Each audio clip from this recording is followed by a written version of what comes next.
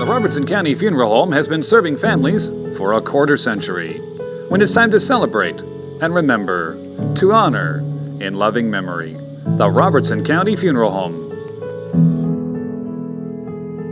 If you live in the Springfield area, then you're probably already familiar with the Bransford High School, which has been converted to a community center. The historic building has had problems over the years, and it seems that not everyone agrees what should be done with it. Initially, the plan was to demolish parts of the building that were in poor condition and considered to be unsafe, but that, too, proved to be problematic. The process of demolition to the fragile structure ended up causing damage to a part of the building that the city wanted to keep. And now the city of Springfield wants to demolish the entire structure and start over from scratch. But at least 2 Springfield aldermen that we spoke to think that that decision, at least for the moment, is premature. The city hired an architect to look at the feasibility about tearing down the gym part of the Bransford Community Center because the roof had completely collapsed. There were environmental issues that needed to be abated.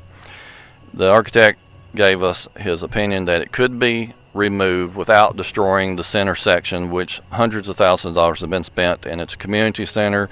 It's beloved by the Bransford alumni. It's something that was supposed to be protected. The architect was in charge of the project. There was the bid process. A contractor began the demolition, and from what I'm being told, in 8 hours of being on the job site, there was an unintentional wall. There was unintentional consequences of a wall that fell on the building that was supposed to be protected. If that happens, in my opinion, I think there is a lack of due diligence on the part of the contractor.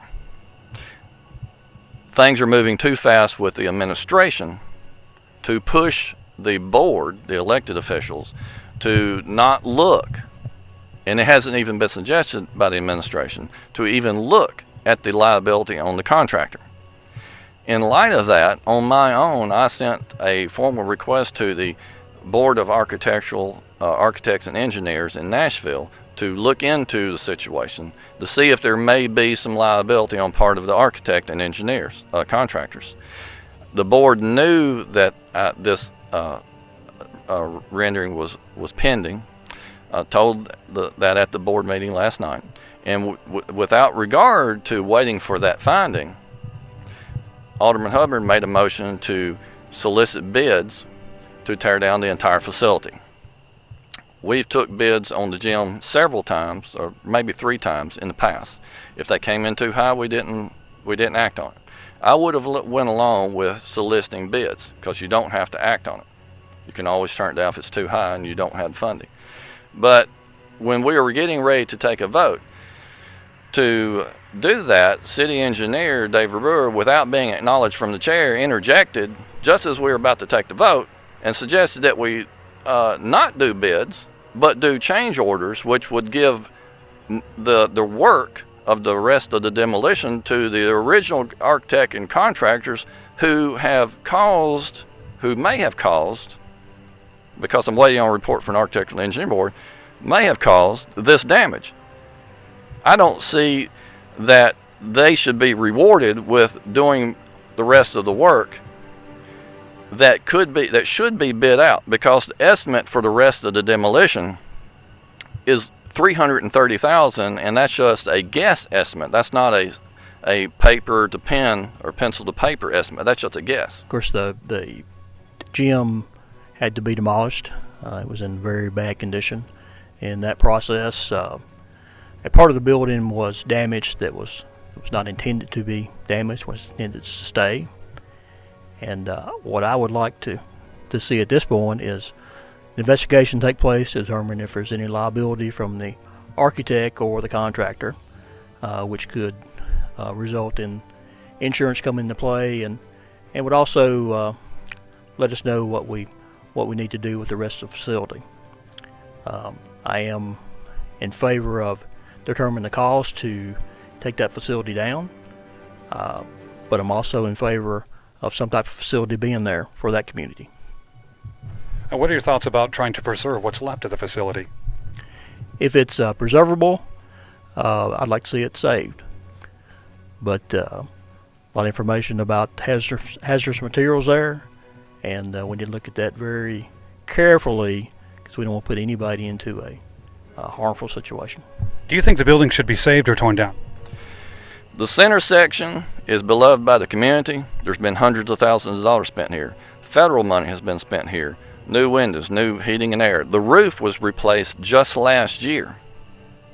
I think the center section should be saved, but the south section, we all know needs to be torn down. It's just a matter of finding the resources and bidding it out and doing that. The city is not at a point right now with the resources to do that right now. If the city does decide to save the building, the center part, there's no bathrooms. Well, the bathrooms currently have been destroyed because of the wall collapse. I'm waiting on a report that I made a request to the Architectural and Engineering Board to see if there's any liability on the current contractors. There is a liability policy that they had to provide proof of insurance, so if something happened, you file claim on that insurance policy. Of course, that takes bids for a new bathroom. There's a process, some time, bid it out.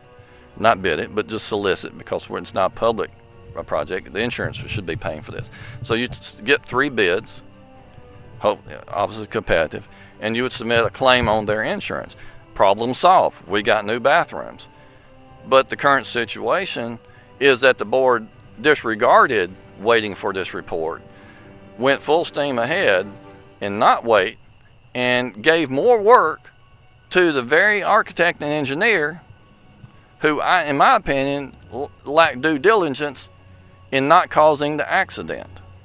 Buying a house is one of the biggest decisions you can make in your life. But it doesn't start with a signature. It starts with a great relationship with a realtor you can trust.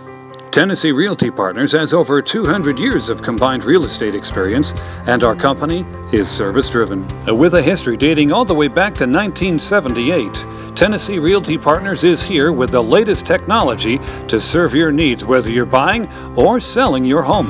So when it's time to make those tough decisions, remember that Tennessee Realty Partners is here and ready to serve your needs. The final decision is, of course, up to you.